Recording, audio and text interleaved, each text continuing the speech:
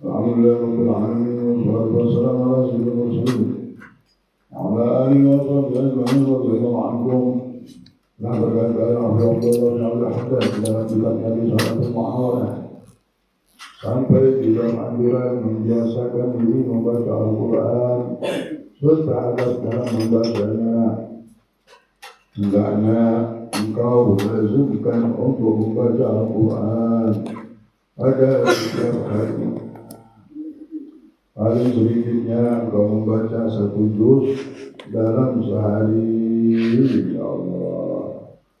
Sehingga setiap bulan engkau akan khatam 1 kali. Ini kebiasaan salaf, minimal 1 hari itu 1 juz.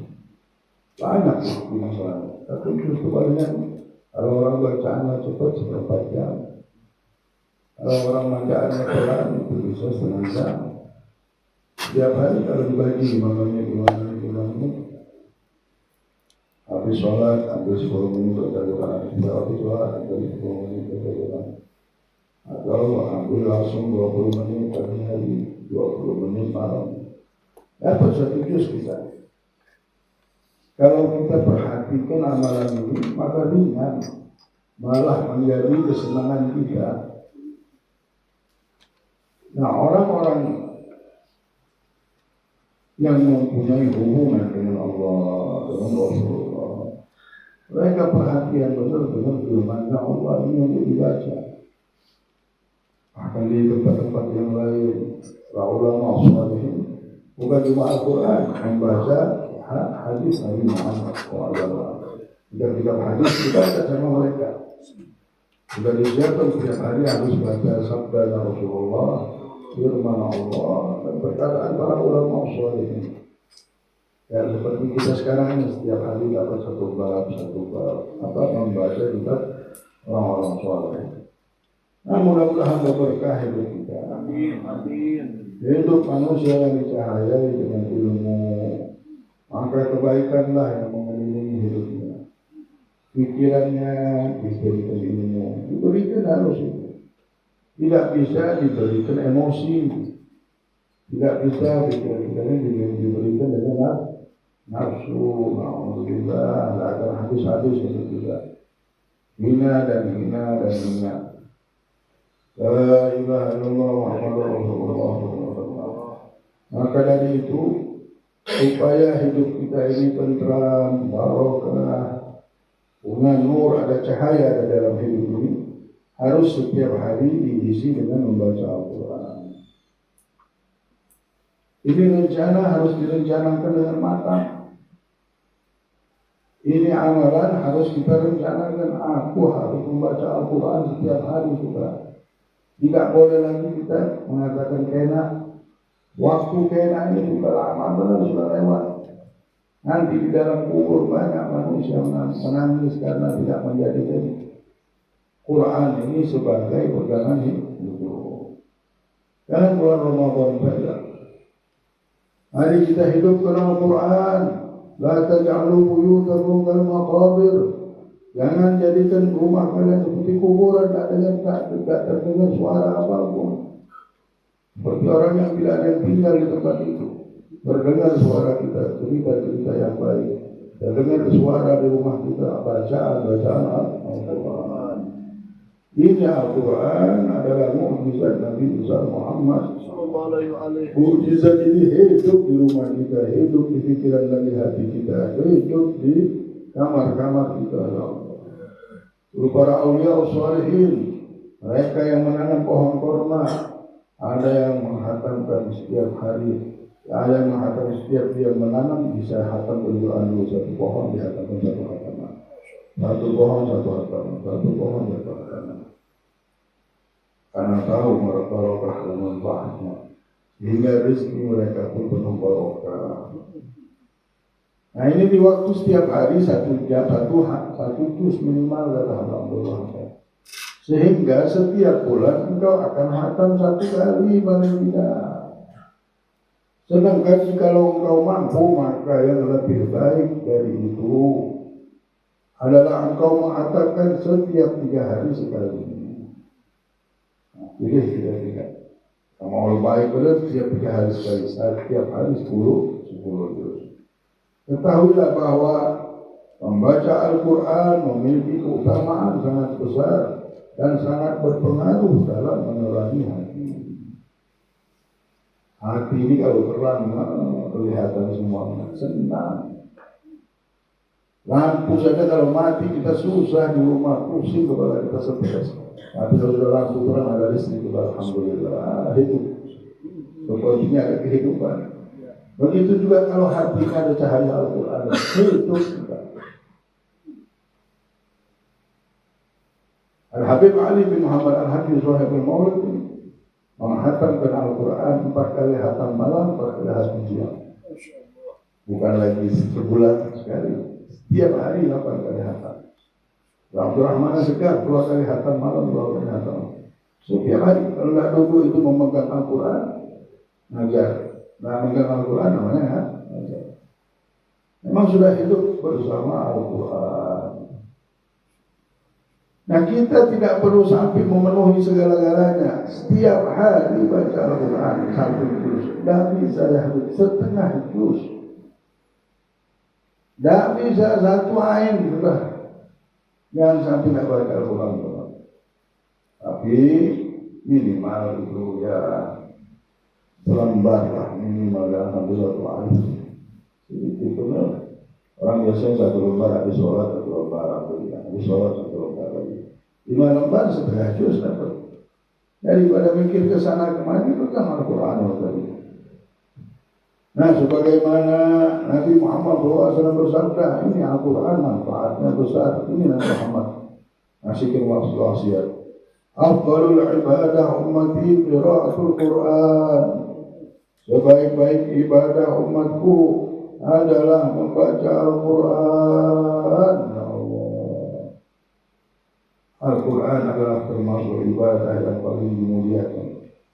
Walaupun kita tidak minta ini, minta itu gara-gara sibuk sama Al-Quran, Allah akan berikan hajat mengabulkan hajat kita lebih dari apa yang kita harapkan. Mau kita mendapatkan sesuatu yang lebih daripada yang kita harapkan, baca Al-Quran. Walaupun kita tidak minta, ya Allah ini, tidak baca Al-Quran aja, itu Allah akan kabulkan hajat kita lebih daripada yang kita harapkan. Dan dia adalah termasuk ibadah yang paling afdol dari umatku. Dalam sebuah kesempatan, Sayyidina Ali bin Abi Thalib radhiyallahu anhu berkata, barang siapa yang membaca Al-Quran sedangkan ia berdiri dalam sholat, maka dalam setiap huruf ia akan mendapat 100 kebaikan. Ya Allah. Itulah orang kadang-kadang senang baca ayat-ayat panjang di Al-Quran. Kenapa 1 hurufnya dapat 100 kebaikan? Harus 1000 huruf. Kenapa sih ya Allah? Barang siapa yang membacanya dalam keadaan duduk waktu sholat, maka ia akan mendapat dalam setiap huruf 50 kebaikan. Barang siapa yang membacanya di luar sholat, sedangkan ia dalam keadaan suci, maka dalam setiap huruf ia akan mendapat 25 kebaikan. Dan barang siapa yang membacanya tidak dalam keadaan suci, maka dalam setiap huruf ia akan mendapatkan 10 kebaikan. Janganlah sampai keinginanmu membaca Al-Quran hanya sekedar memperbanyak bacaan saja. Nah, kalau sudah baca Al-Quran, tahu manfaatnya, tahu berkahnya. Kadang-kadang manusia membaca Al-Quran berjus-jus, tapi cuma untuk memperbanyak bacaan saja. Tanpa perenungan sedikit pun, tanpa ada tadabbur, ada renungan-renungan dalam membaca Al-Quran. Ada sebagian membuat bacaannya dan membagi bacaannya menjadi 2. Satu bacaan qiraah, satu lagi dia buat baca Al-Quran untuk bertadabbur. Ambilnya 1 baris, difikirkannya, ambilnya 1 baris. Jadi ada 2 bacaan. Bacaan yang untuk hataman sama bacaan yang untuk tadabbur. Nah, yang bacaan untuk hataman ini mungkin seminggu hatam. Ada tuh salaf, mereka membuat adat yang biasa yaitu apa? Menghatamnya setiap minggu. Jadi mungkin setiap hari itu 4 juz, 2 juz pagi, 2 juz malam. Ditinggalkanlah hari Kamis mereka bawa hataman Quran subuh. Itu di Hadramut kalau sudah habis subuh hari Kamis mesti baca doa hataman Quran. Di masjid semua masjid. Kenapa? Karena di setiap masjid itu ada bacaan Al-Quran. Bacaan Al-Qurannya setiap hari 4 juz. Itu keliling habis zuhur. Siapa yang memimpinnya? Kaumnya itu, kaum masjid itu. Jadi habis sholat wajib apa-apa duduk langsung. Kecuali waktu makannya. Habis maghrib sudah berkumpul, habis maghrib itu baca. Ada yang belajar. Jadi halakoh yang paling depan ini dekat mimbar imam itu biasanya baca Al-Quran. Halakoh sana belajar fikih, di halakoh sana ada yang belajar ini. Macam-macam. Tinggal pilih. Nah, orang yang antara maghrib sama isya ini biasanya dapat itu 2 juz. Sama antara subuh sampai terbit matahari dapat 2 juz. Seminggu hari Kamis subuh udah hataman Al-Quran. Terus begitu amalan istiqomah terus. Berkah hanya masjidnya berkah kenapa dihataman Al-Quran. Nah hadirin yang dimuliakan oleh Allah. Tadi Al-Imam Abdullah bin Al-Rahman mengajak kita membangkitkan kemauan kita untuk membaca Al-Quran. Ada bacaan tadabbur juga. Jangan sibuk banyak-banyak baca Al-Quran tapi tidak ada tadabbur. Hendaklah jika engkau membaca Al-Quran, bacalah dengan penuh renungan. Lakukanlah dengan cara bacaan tartil. Hadirkanlah dalam hatimu keagungan sang pembicara, yaitu Allah Subhanahu wa Ta'ala. Orang dulu kalau sudah baca Al-Quran juga, aku lagi berbicara sama Allah. Aku lagi berbicara sama Allah. Allah lagi ngomong aku.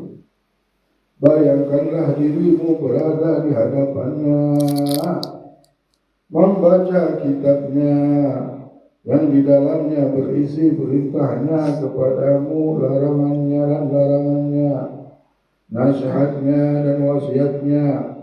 Penuhilah hatimu akan keagungannya. Tatkala engkau membaca ayat-ayat keesaan dan kekuasaannya, penuhilah hatimu akan harapan dan rasa takut tatkala membaca ayat-ayat yang berisi janji dan ancamannya. Berharap terus sama Allah dan rasa takut. Orang berharap yang didampingi dengan rasa takut dan perbuatan berbuat taat, itu namanya harapan yang disenangi sama Allah. Kita ini disuruh berharap sama Allah. Ar-raja ma'garanahu amal. Raja itu adalah sesuatu yang didampingi dengan amalan. Apa itu raja? Berharap-harap. Dua orang itu senang berharap, mudah-mudahan Allah tolong kita, mudah-mudahan Allah masukkan kita ke surga, mudah-mudahan hari ini kita dapatkan keuntungan dunia dan akhirat, mudah-mudahan. Nah, tapi harus didampingi dengan amalan. Kita berharap masuk surga, senang insya Allah masuk surga, pasti masuk surga. Tapi tidak beramal, tidak mau sholat, tidak mau berdoa, tidak mau beribadah. Kalau begitu apa? Wahwa umniyah, kata Imam Ahmad bin Abdullah. Kalau begitu ini bukan lagi rojak, namanya berangan-angan, nafsu. Rasulullah bersabda, wal ajiz, orang yang bodoh, orang yang celaka adalah man tamanna 'ala Allah amani. Mereka mempunyai harapan, berangan-angan di hadapan rahmat Allah, berharap bahwa Allah nolong kita, Allah ini baik, tapi tidak pernah berbuat, tapi tidak pernah berjuang. dia beramal bertamanna, tapi tidak ada rasa takut sama Allah Subhanahu wa Ta'ala. Ini adalah angan-angan hayalan dan tanda seorang hamba ini tidak tahu dan kemuliaan Allah dan tidak memuliakan Allah. Inilah yang hancur. Ini dikatakan orang yang akan celaka. Tapi orang-orang yang berharap sama Allah, mempunyai harapan rahmat Allah, mengharapkan terus pertolongan Allah dan yakin Allah menolongnya, dia dampingi rasa harap ini dengan rasa takut. Dia takut sama Allah, berdoa, beribadah, bangun sebelum subuh. Kenapa? Karena aku berharap Allah menolongku. Nah, ini harapan yang benar. Inilah harapan yang akan menjadikan dia mendapatkan anugerah Allah. Maka dari itu orang-orang muslimin, mukminin yang mengikuti Nabi Muhammad tak pernah berputus asa, berharap terus dia. Dia tahu setiap hari ada pemberian Allah Subhanahu wa Ta'ala. Tidak ada yang putus, tak pernah dia melihat putus. Rezeki dia, rezeki anaknya, rezeki keluarganya, kehidupan dia, kehidupan keluarganya, anaknya, semua yang dia hadapi tidak pernah dia melihat ada yang terputus. Dia bilang Allah Maha Besar, Allah Maha Kuat. Dia tahu benar bagaimana kehebatan, kesucian, keagungan, kemuliaan Allah yang terus mengurus hambanya, tidak pernah putus mengurus hambanya. Dengan sebentar Allah bisa menolong hambanya, dengan sebentar Allah memberikan hambanya. Allah sanggup menghidupkan apapun yang mati, Allah sanggup. Jadi tidak pernah dia melihat sesuatu itu ada tertutup. Terus bersemangat, terus maju, terus melangkah. Tidak pernah dia bilang ini tidak bisa berubah, pasti bisa berubah semuanya. Pasti bisa mendapatkan kebahagiaan semuanya. Pasti, tapi dengan apa? Dengan berbuat malam-malam mendoakan keluarganya, mendoakan anak istrinya, mendoakan suaminya, mendoakan keadaan hidupnya, berdoa meminta berharap kepada Allah. Insya Allah semuanya akan menjadi baik. Insya Allah terus. Kamu kalau ditanya bagaimana? Insya Allah jadi baik. Insya Allah berharap. Tapi berharapnya ini pakai apa? Bukan cuma ngomong insya Allah dari baik, dia tidak lama. Tanda orang ini ajiz, orang ini orang yang mendapatkan kehancuran. Dia berharap tapi tidak berbuat. Na'udzubillah. Maka dari itu kita disuruh, diperintahkan ketika membaca Al-Quran, mendengar janji-janji Allah, kita berharap bahwa Allah akan memberikan janji-janjinya kepada kita. Dan ketika mendapatkan ancaman Allah, kita mendapatkan, merasakan rasa takut kita, ya Allah, jauh terjadi ya Allah dari kemarahan-Nya. Sedangkan dikala engkau membaca ayat-ayat yang berisi perintah dan larangannya, maka penuhilah hatimu dengan rasa syukur. Hati kita ini harus diisi. Ingat, jangan ada bisikan di hati. Diisi dengan rasa syukur. Bagaimana? Ya tadi dengan cara berzikir sambil berpikir. Baca Al-Quran itu adalah zikir sambil berpikir. Baca la ilaha illallah, berzikir sambil berpikir. Pembacaan ini disuruh sambil merenungkan, renungan. Itulah tariqatus sufiyah. Ditanya apa? Zikir sambil berpikir, zikir dan merenungkan. Renungan inilah yang menjadikan kita hadir bersama Allah. Dan dia harus diisi sekarang ini. Jangan diisi dengan yang tidak baik. Jangan diisi dengan emosi. Jangan diisi dengan nafsu. Jangan. Jikalau ada dia lewat, cepat-cepat dibuang. Jangan dipelihara. Cepat harus dibuang. Apa gunanya memelihara sesuatu yang tidak baik, yang akan menjadikan kita tidak baik juga, dan semuanya menjadi tidak baik. Rasakanlah, tanamkanlah di hati kita syukur, tanamkanlah di hati kita sabar, tanamkanlah di hati kita tawakal. Kalau ada yang lewat tidak baik, cepat-cepat kita buang. Penuh pengakuan, kita disuruh memenuhi hati kita dengan pengakuan akan kecerobohanmu, atau mintalah ampun sambil bertekad untuk teguh beribadah. Kalau membaca ayat Al-Quran, larangan-larangan Allah, ada petunjuk Allah yang masuk, yang kita dengar, kita harus langsung memberikan satu pengakuan, ya Allah, kalau aku memiliki kekurangan, kesalahan, ampunilah dosa hamba-Mu yang ceroboh ini, ya Allah. Bukan aku hebat, aku kuat, aku pintar, aku ini semuanya adalah pikiran-pikiran syaitan. Dan minta ampun kepada Allah. Orang setiap tidur bertaubat sama Allah, minta ampun. Setiap mau tidur mengakui dirinya lemah, mengakui bahwa dirinya tidak memiliki kekuatan, berserah, bertawakal kepada Allah. Dengan itu mereka bersemangat ibadah, bukan mereka lemas-lemasan. Beribadah minta ampun sama Allah. Tidak tidur kecuali sudah tidak ada dendam lagi. Kalau tidur pakai membawa dendam, tidak ada manfaat. Tidak tahu resep dari siapa. Kalau kita tidur bawa dendam, bisa selamat. Tidak ada. Tidak ada satu pun ulama Nabi Muhammad mengatakan kalau kau tidur membawa dendam kau selamat. Yang ada Nabi Muhammad bilang jangan tidur kecuali maafkanlah dosa-dosa orang. Minta maaflah kepada Allah atas dosa diri kita, keluarga kita, dosa sahabat kita. Dan Allah minta maaf sama Allah atas segala dosa orang yang memusuhi kita. Jadi memang Allah Subhanahu wa ta'ala memberikan satu kelebihan. Ini Habib Ali Habsyi amalannya itu. Dan satu sahabat, Rasulullah bilang ada sahabat yang mengatakan kepada Rasulullah. Ada siapa yang Rasulullah? Dia penduduk surga, wahai sahabatku. Anak muda ini penduduk surga, pada anak muda. Nah kan, Sayyidina Ali langsung melihat ini caranya Rasulullah ya. Dekat di sampingnya Ali. Apa amalannya sampai Rasulullah mengujikan? Aku dah banyak sholat Ali. Kalian lebih hebat daripada aku. Wiwitan, bacaan, ibadah kalah semua. Tapi satu saja amalanku wahai Ali. Aku tidak pernah tidur kecuali aku sudah maafkan semua dosa orang.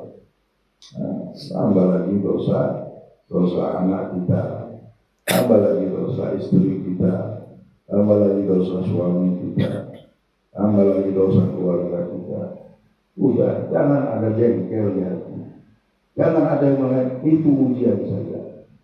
Ketika nafsu kita sudah mau berbicara, tinggalkan nafsu tersebut dan peganglah Nabi Muhammad. Karena semua nafsu ini akan memerintahkan yang tidak baik. Dia akan membuat satu pemikiran yang tidak baik. Pemikiran yang benar ketika kita melihat sesuatu kesalahan adalah memaafkan. Tidak menjadikan sesuatu itu ada dendam di hati kita. Itu saja. Itu yang paling baik.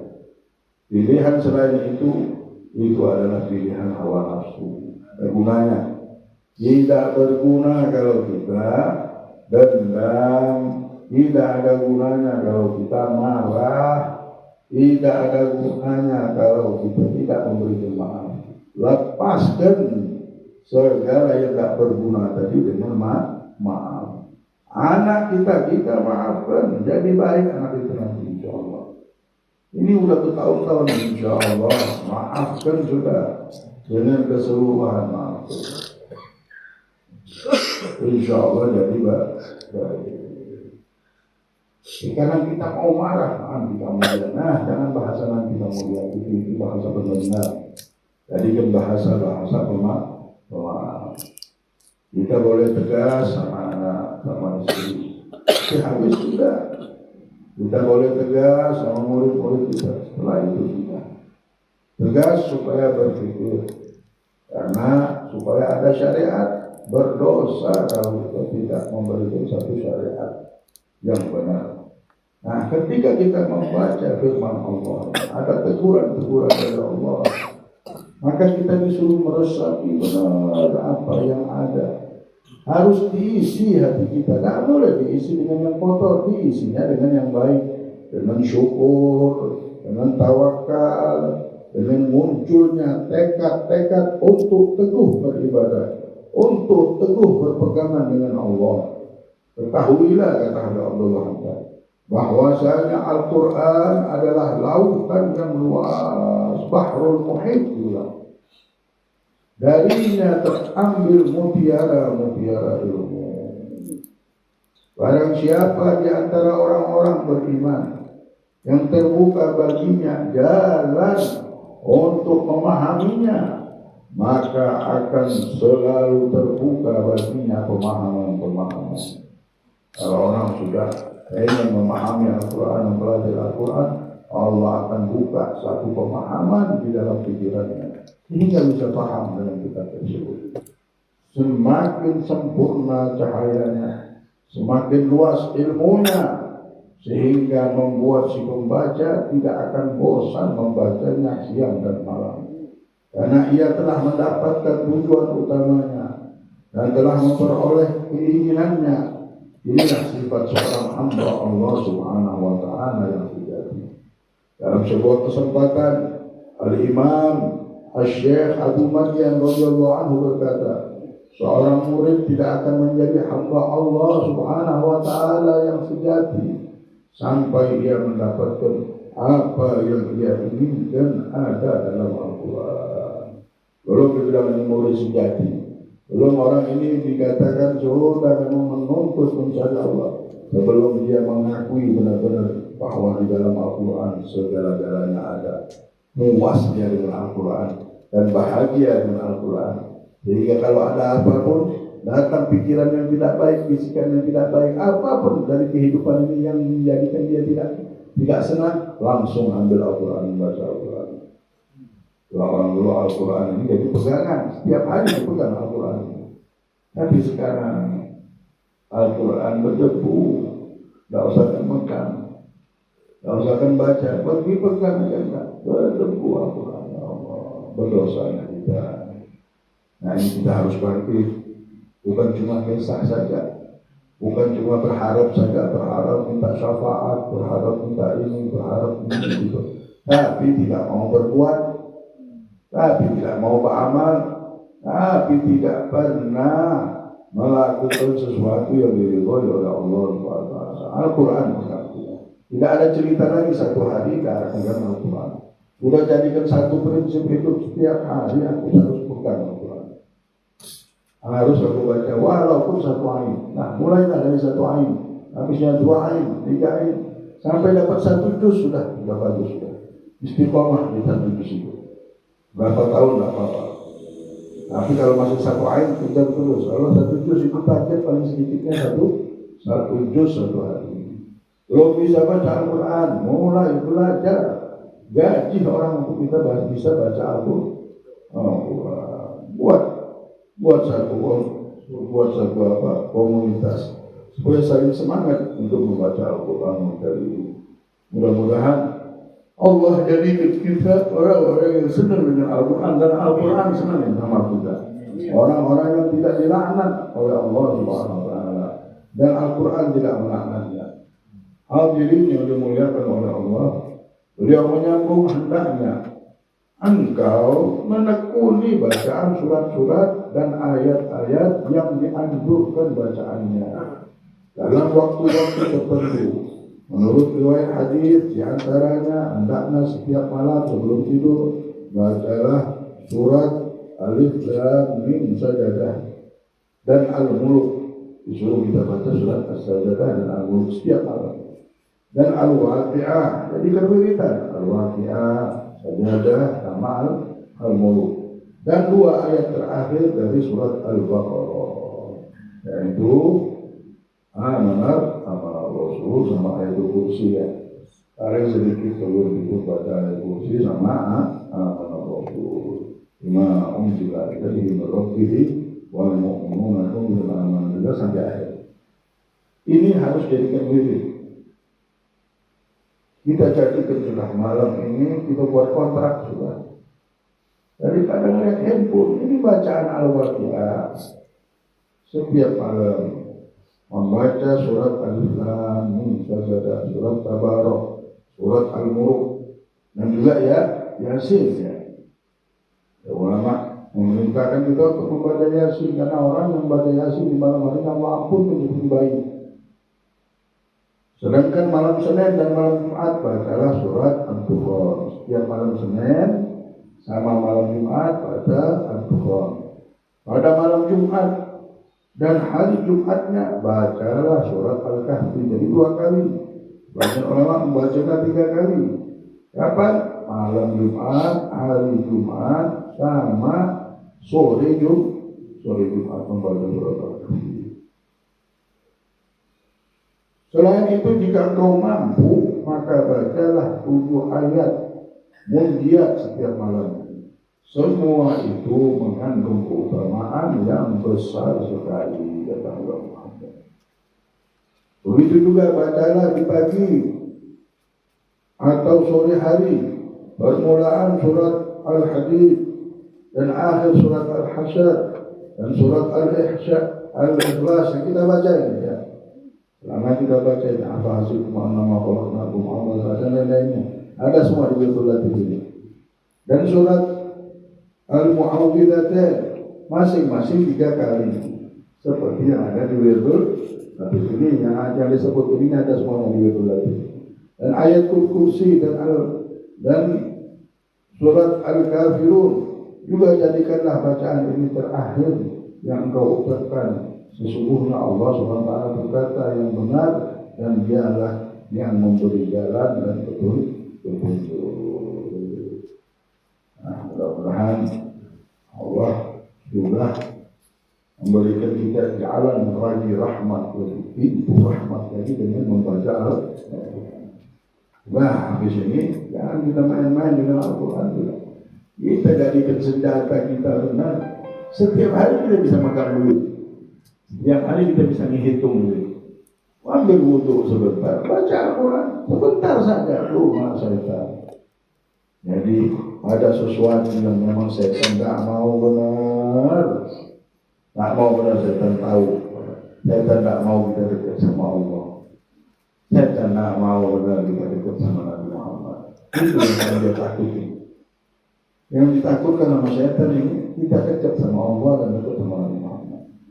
Dan orang yang membaca Al-Quran adalah orang yang duduk sama Allah. Tak mau setan kita berduduk sama Allah. Jadi harus baca Al-Quran sekarang.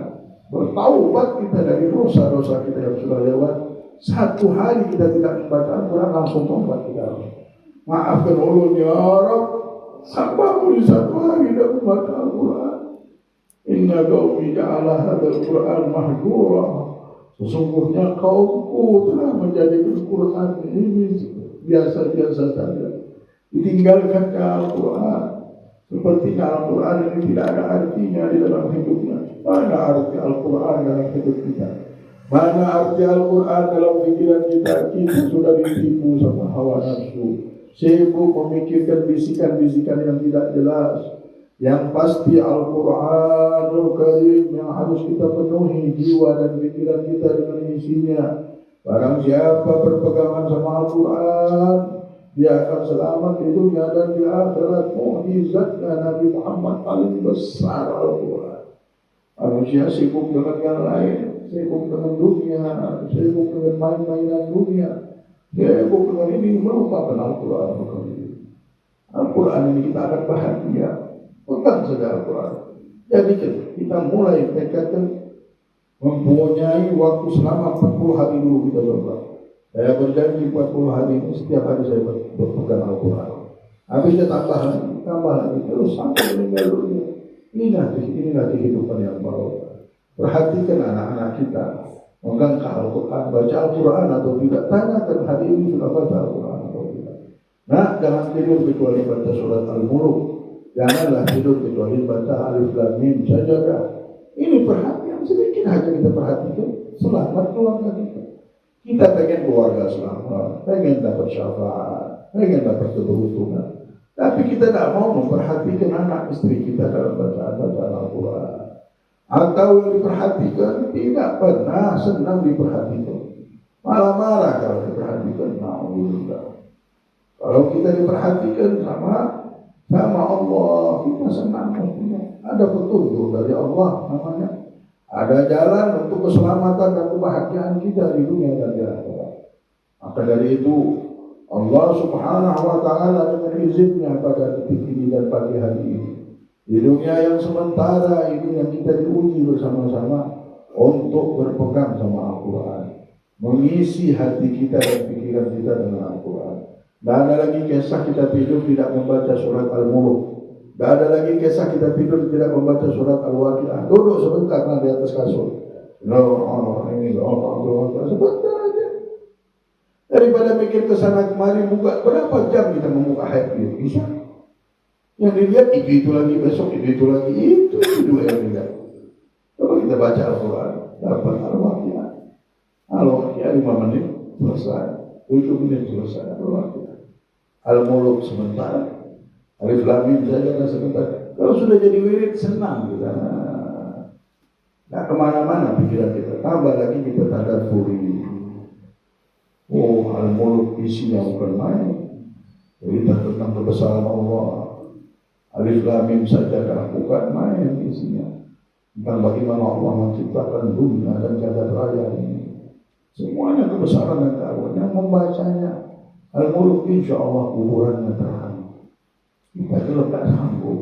Arti terang ini besar maknanya. Tak bisa dibilang terang lampu seperti sekarang ini. Luas terang bahagia, gembira. Penuh jalan yang membawa kebahagiaan, keberuntungan. Orang lainnya ada titik terangnya, namanya ada titik kebahagiaan. Jadi arti terang ini banyak luas. Nah sudah ini jalan hidup yang benar kalau kita pilih. Sudah pegang Al-Quran. Ini muslimin begitu dulu yang ikut Nabi Muhammad. Mereka itu senjata hidupnya. Kalau orang-orang yang tidak percaya sama Allah, yang tidak beriman, mereka senjata hidupnya susah, mabuk mereka supaya senang. Ini orang-orang yang tidak kenal sama Allah. Duduk di sana sini, minum minuman yang keras. Ceritanya harta, duit, itu. Orang umat Nabi Muhammad beda, memang Allah itu perjalanan hidup mereka. Kalau mereka duduk mereka dengan Al-Quran, duduk dengan ilmu, duduk dengan tidak tidur kecuali bacaan wirid. Inilah umat Nabi Muhammad. Nah kita harus merencanakan dan mengatur waktu kita. Bukan kita berhidup dengan bisikan terus, dengan nafsu terus, dengan emosi. Kapan kita beribadah? Kapan kita meraih ridho Allah? Kalau besok meninggal dunia dengan keadaan seperti apa yang selama ini kita jalankan, apa untungnya? Rugi hidup kita. Kita hidup dalam keadaan kerugian terus. Kenapa? Karena sudah dijaga oleh hawa nafsu, sudah masuk perangkapnya hawa nafsu dan syaitan.